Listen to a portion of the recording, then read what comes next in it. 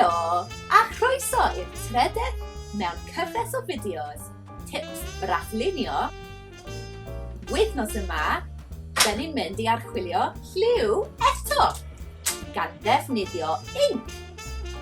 Dim y math o inc sy'n dod mewn potel, ond y math sydd mewn pinnau ffelt neu barcwrs. Efallai, bydd gennych bin ffelt, brush pen, sy'n edrych fel hyn. Neu os na, gallwch defnyddio pin ffelt du, Sharpie, ffelt pen du,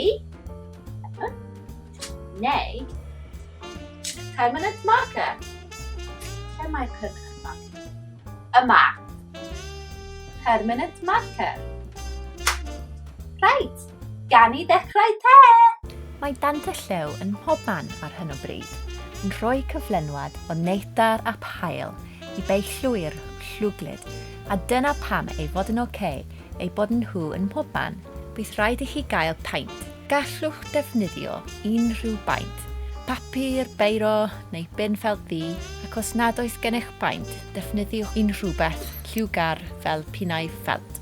Dwi'n dechrau yma gan roi haenen o liw a patrymau ar bapur, heb boeni am fanyldir. A deud y gwir, dyn ni eisiau hwn i fod yn blurry, fel petai chi yn gweld y dant y lliw fel hyn.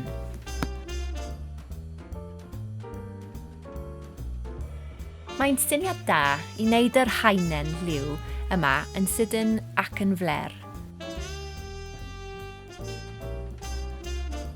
Efallai bydd rhaid i chi defnyddio llawer o ddŵr, ond peidiwch gadael i'r lliwiau fynd rhywan. Dechisio lliwiau cryf.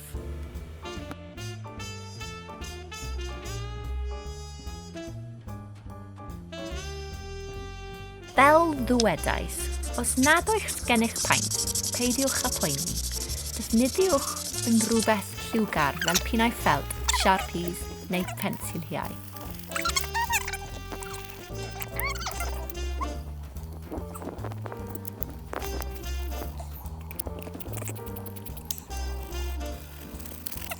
Un o'r pethau da am brush pens ydy os ydych yn ei dal lawr yn fflat a gwasgu lawr, fe gewch chi linell tew hyfryd, ond os o'ch wasgwch o lawr yn ysgafn, fe gewch chi farc teneuach. Pan bydd y paint wedi sychu, dechreuwch weithio ar y manylder. Cofiwch ar y pwynt yma i beidio dilyn y llinellau sydd wedi eu creu gyda'r lliw fel arweinydd i'r llinellau du. Triwch anwybyddu'r haenen o liw o dan. Peidiwch defnyddio'r haenen liw fel arweinydd.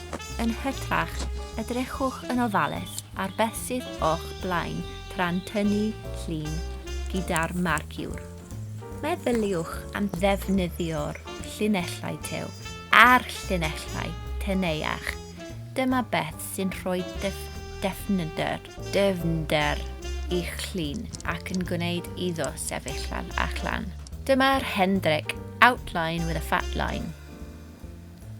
Mae'r un ar y chwith wedi ei lliwio gyda paint, a'r un ar y dde wedi ei lliwio gyda pinnau ffelt.